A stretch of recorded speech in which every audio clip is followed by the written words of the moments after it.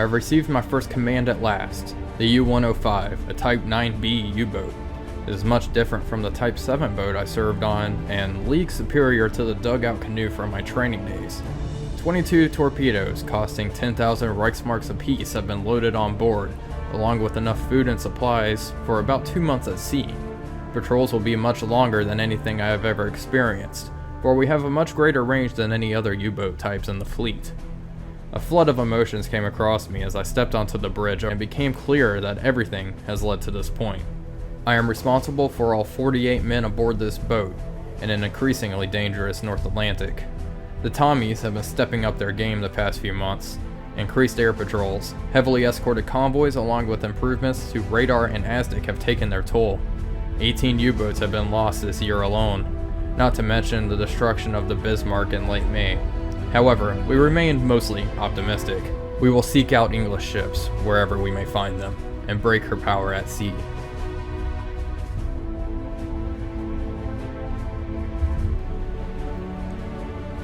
Hello everybody, Wolfpack345 here, and welcome to part 1 of our first patrol in Silent Hunter 3.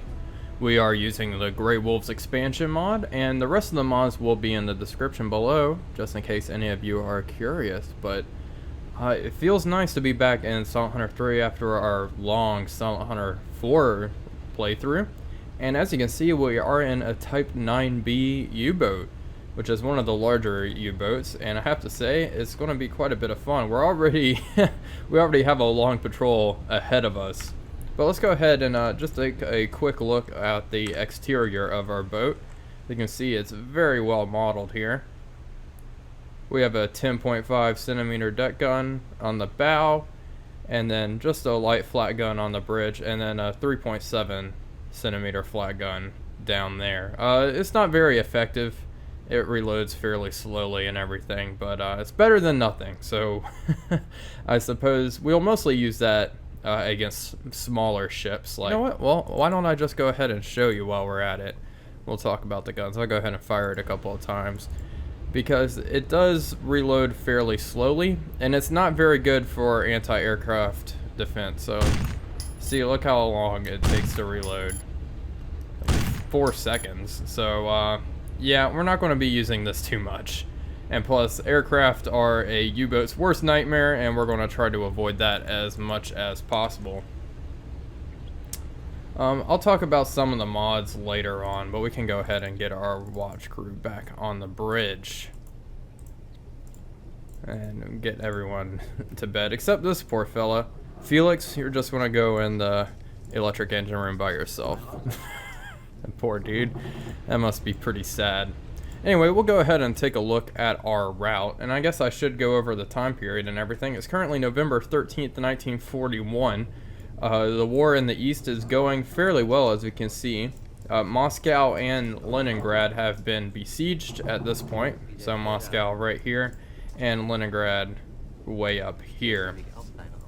However, the German offensive in the East is about to hit a standstill, as we all know. Well, at least until 1942 begins.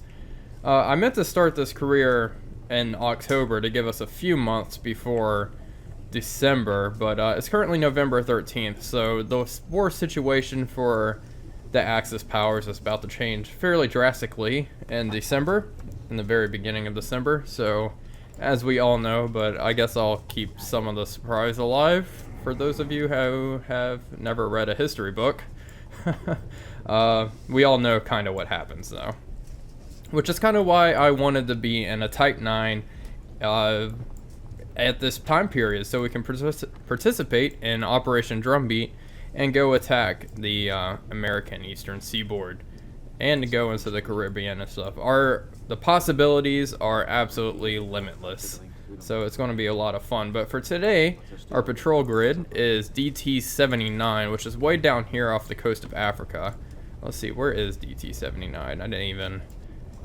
74... There we go. It's in this very far corner right here. And then I'm also thinking, once we're done with this, we're going to go all the way down here. It seems like a lot of fun. We can go down to Cape Town or something crazy like that, because why the heck not? We have the range, we might as well. I do want to pass the equator. That seems like quite a lot of fun. I've never really patrolled way down here, so why not make our first patrol fairly memorable?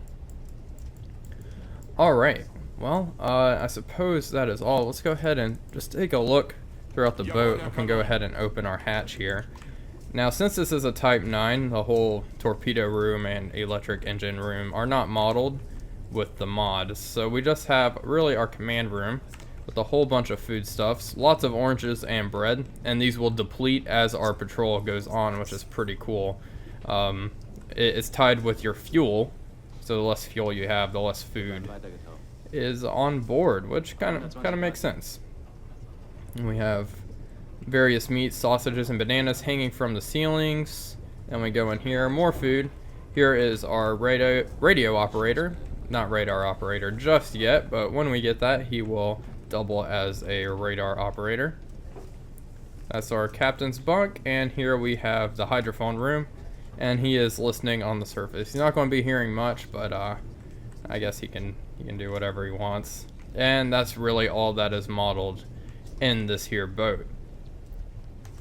But still, it still looks fairly good. I guess we can go into the conning tower as well. Here, whoa, here's the conning tower.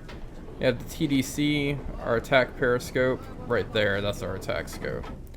And then just various controls. And back onto, let's just go back onto the bridge. So that is just a quick walkthrough of the Type 9. Our torpedo loadout is fairly substantial. We have 22 torpedoes. And I took a fairly mixed loadout of Type 2s. These are the G7E. These are the electric torpedoes, so they don't have a wake. But the problem with that is they're a little slower. Their top speed is only 30 knots, and their maximum range is 3 kilometers. And then we have our Type 2s, or our Type 1s, I'm sorry. And these have a longer range, and they have a variable speed setting. So their top speed is 44 knots, but their range at this speed setting is only 5 to 7 kilometers. At this point in the war, the German torpedoes are fairly efficient. They're nowhere near as bad as the American torpedoes. The Germans were fairly quick at sorting out all of their torpedo problems fairly early in the war. It was in 1940 when they really fixed them during the Norwegian campaign. And I think that is really all I have to say right now. I hope you all enjoyed this new playthrough. It's going to be a lot of fun, and hopefully I don't die fairly early. My goal obviously is to make it towards the end of the war, but like all of my Silent Hunter playthroughs, this campaign will be dead is dead. So that means if I die in the game, no matter how dumb, that means that is it for the series and my boat. Oh, and I guess we should, one last thing. I keep finding things to talk about. It's wonderful. Our boat. We are the U-105, a Type 9B U-boat. Alright, well, with all of that out of the way, I suppose we will chug onward towards the south. I'm sure we will find a convoy. I kind of want to piddle-paddle around Gibraltar for a little bit out here to get some of those convoys heading into the Mediterranean. I might lurk around here for just a bit, but our main objective is down here and to the south. I do want to hunt on the African coast. I think it'll be quite entertaining. Alright, so with all that out of the way, I'll go ahead and cut now. And like always, I'll get back to you folks whenever someone interesting happens. I just wanted to do a brief update here. We are currently cruising off the coast of Spain, still on the surface, maintaining 11 knots here. And we are in CG-21. These are relatively neutral waters for the most part. I don't expect to see too much activity here at this point in the war, so that's why we're just going kind of casual here. But I did get a string of radio messages that I thought were relatively interesting, so we'll go ahead and start. First, we got British aircraft carrier Ark Royal has been sunk off Gibraltar by a U-boat, and then on November 13th at 16:29 hours, fired 4 torpedoes at HMS Malaya and Ark Royal, heard 2 detonations after 6 minutes and 6 seconds, and 7 minutes and 43 seconds. Hits assumed on Malaya. And the HMS Malaya was actually a Queen Elizabeth class battleship and unknown target. Heavy depth charges, and the U-boat went to escape. And then we get confirmation. Someone's just reporting more sinkings. And then from OKM to all forces at sea. Yesterday our forces sunk to both the Ark Royal and the Malaya respectively. So that is a pretty big loss to the British Navy, just right outside of Gibraltar too. So we arrived a little late, it looks like. If only we would have left sooner. I have decided to change our course with all of this excitement. We are going to head down into Gibraltar and just, you know, cause some trouble here. This is generally a fairly good area for merchant shipping since, well, there's only one way in and out. Definitely a lot of merchant ships come in and out through here. There's also going to be a lot of air cover and, well, warships protecting those assets, so we have that to look forward to as well. And I was looking further down south as we go. I do want to patrol off the Cape of New Hope here, and because of this range, there is a resupply ship here called the Python. So I can resupply here, probably for the journey back north, I think. So I can make it back home to Lorient without running out of fuel and, well, dying at sea. That sounds kind of rough. So that is probably what we're going to do. I'll resupply here. Later on, there are various U-tankers and supply ships scattered throughout the Atlantic where we can resupply from. Especially in 1942, a lot of them come out into the South and Mid-Atlantic out here, closer towards the Americas, so that way Type 7 boats can resupply and go attack the American coast and all of that goodness. So that is about all. Just a little brief update. I thought that was somewhat interesting and I wanted to share it with you. We will cruise here. I'm going to start submerging fairly periodically around here, around CG51. We got another message. Jeez. What is it now? Yesterday our force... Okay, yep. I guess they're just resending messages now. Cool. Thanks for that, game. Alright, so when we hit this point, I'll start submerging fairly frequently to do hydrophone checks and see if there's anything on the surface for us to engage. But for now, we'll keep just cruising along. Uh-oh, we have an aircraft coming in. Crash dive. Oh, shit. Oh, God. This is not good. And it is dead of night. Oh, boy. This can actually be very bad. I don't see him. There he is. It's like a hurricane. Flying right over me. Alright, well, we got under fairly quickly there. That was a very good scare, though. I want to be honest.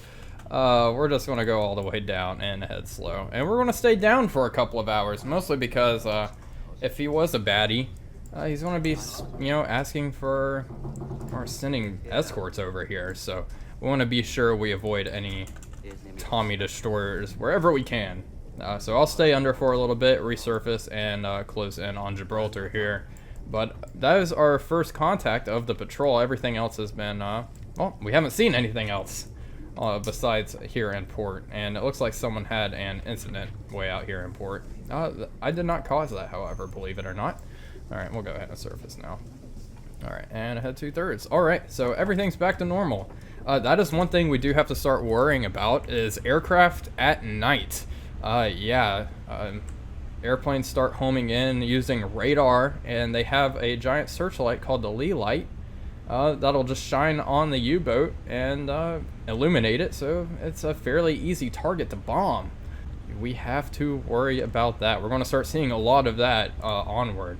1941 is really when the Allies start picking up their ASW efforts and all of that, so that is going to be a concern, especially airplanes. Alright, well, I'll start rambling about absolutely nothing and we'll continue onward towards Gibraltar.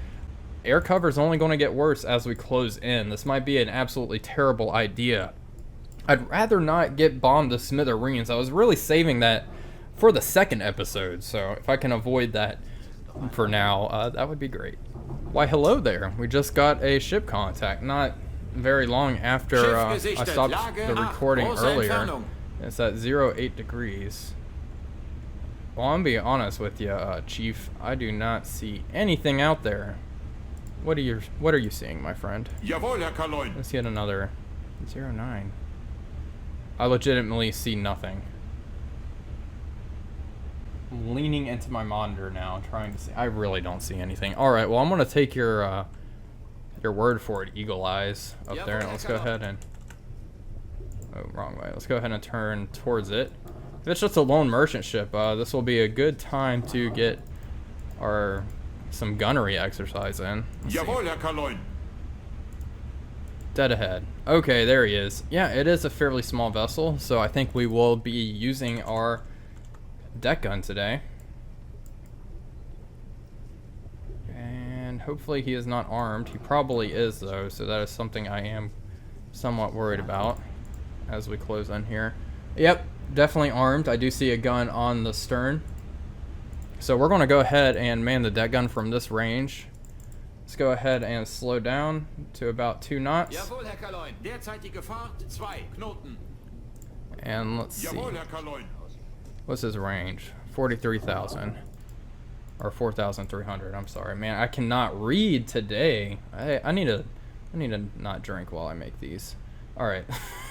So we're gonna go ahead and train our gun up to 4,300 meters up thereabouts, and fire. And fingers crossed. First, dang, perfect. Oh, and we got fireworks with it too. What a hell of a way to start out the patrol. All right, fire 2. And I don't think he has any earthly idea where. Oh, never mind. I was saying. All right. Well, hopefully his gunner. Oh, he launched up a star shell up there. You can see it in the very right corner of my reticle. He has no idea where we are. But we're gonna keep this kind of range here. Yeah, still no clue. Perfect. Ooh, more fireworks. Nice. He must be carrying some ammunition or something like that, be causing all of these secondary explosions. Another good hit. We want to try to get the water line, but oh, is that coming for me, or is that looks like another star shell? He might be just shooting up.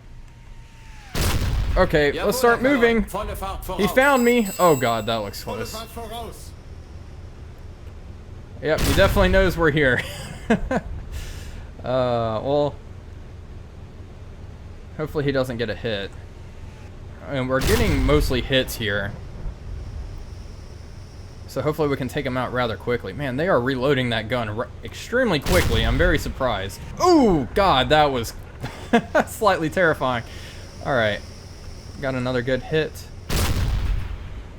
All right, he is aiming a little short, but man, we're getting a lot of hits on the superstructure. That is less than ideal. Preferably, what you want is waterline hits to cause holes to rip open beneath the waterline and the ship to start flooding. However, at this range, I'll really just take what I can get. I'm not too upset. Man, he is really accurate gunfire. It's actually kind of scary. I would really like that. See, like that waterline hit, that was what you want to get. And it looks like she's already listing pretty heavily.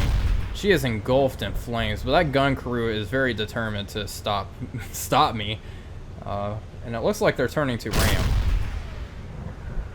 But good luck with that. They might just be zigzagging. That's probably what they're doing. I saw a star way out there on the horizon, and I thought it was flashes on the horizon of like a destroyer shooting at me or something. That would be very scary.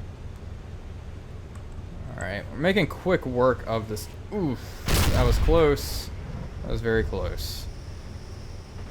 Making quick work. She has a lot of fight in her. She should be going down fairly soon. We could probably go ahead and stop firing now, and she would sink on her own.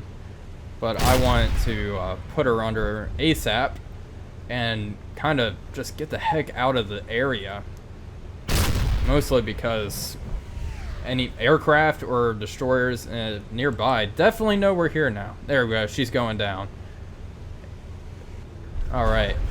Perfect. Let's go ahead and get our crew back on the Jawohl, Herr bridge. Kaloin. Seewache auf Brücke. Gefechtsstation aufheben. Flak sichern. All right, and let's go ahead and Flak festgemacht. Deckgeschütz let's- sichern. head standard and follow our normal course here. Wieder auf Kurs, Herr Kaloin. Geschütz ist festgemacht. Gut gemacht, Männer. I'm gonna head Verdammt gute standard Arbeit. just to kind of Ruht get euch us aus, out of the Jungs. area a little Haben Sie eine quicker Zigarette für mich, Herr than our Feldwebel? normal cruising speed, which jemand is Feuer? 2/3. And yeah, let's just get the heck out of here. But that, hey, the first passenger cargo, 2,622 tons worth of merchant shipping. Fairly easy. And that deck gun's actually pretty effective. We're fairly accurate with all of our shots, I have to say. I'm relatively happy with that deck gun attack. Alright, well, we're going to go ahead and cruise and get the heck out of here at standard speed, 15 knots. That's relatively quick. We should be able to evacuate the area. I definitely want to get out of here before daylight, as it is about 6 o'clock in the morning. Well, I think that will go ahead and conclude our first episode of the Silent Hunter 3 playthrough. Thank you all for watching, as always. I do want to ask something, though. Since this is the first episode of the playthrough, if you wouldn't mind leaving a like and all of that stuff, it actually really helps, especially on the first episode of playthroughs, the algorithm or whatever. So, I mean, if you don't want to, that's fine too. I mean, do whatever you want, but I would really appreciate it. Anyway, this is Wolfpack345 signing off, and I will see you guys on the next one. And she is just starting to explode all over the place, so... Oh, wow. Well, thank you all for watching, as always, and I will see you guys on the next one.